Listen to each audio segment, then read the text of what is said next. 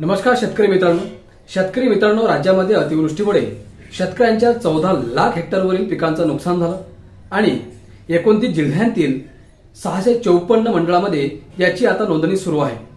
मित्रांनो, आता हे नोंदणी झाल्यानंतर किंवा हे पंचनामे झाल्यानंतर या शेतकऱ्यांना कशा प्रकारे मदत केली जाणार आहे, कोणकोणत्या जिल्ह्यातील शेतकऱ्यांचं नुकसान झालेलं आहे, किती प्रमाणात नुकसान झालेलं आहे आणि राज्य सरकार यांना किती रुपये आता नुकसान भरपाई म्हणून भेट देणार आहे, हे संपूर्ण माहिती या व्हिडिओच्या माध्यमातून आपण जाणून घेऊया। त्यामुळे मित्रांनो, तुम्ही हा व्हिडिओ पूर्ण बघा आणि चॅनलला तुम्ही अजून पण सबस्क्राइब केलं नसेल तर लवकरात लवकर सबस्क्राइब करून घ्या।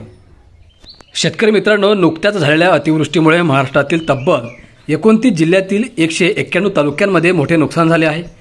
या काळात झालेल्या पावसामुळे 654 पेक्षा जास्त महसूल मंडळातील 14,36,236 हेक्टर जमीन बाधित झाली आहे। 10,000 हेक्टरपेक्षा जास्त क्षेत्र बाधित असलेले 12 जिल्हे आहेत। सोयाबीन, मका, कापूस, उडीद, तूर, मूग या पिकांचे सर्वाधिक नुकसान झाले आहे।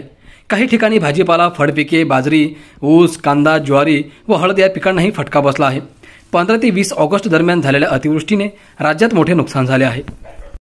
नांदेड, वाशिम, यवतमाळ, बुलढाणा, अकोला, सोलापूर, हिंगोली, धाराशिव, परभणी, अमरावती, जळगाव, वर्धा, सांगली, अहिल्यानगर, छत्रपती संभाजीनगर, जालना, बीड, लातूर, धुळे, जळगाव, रत्नागिरी, चंद्रपूर, सातारा, नाशिक, कोल्हापूर, सिंधुदुर्ग, गडचिरोली, रायगड व नागपूर या जिल्ह्यांतील पिके नष्ट झाली असून मोठे नुकसान झाले आहे।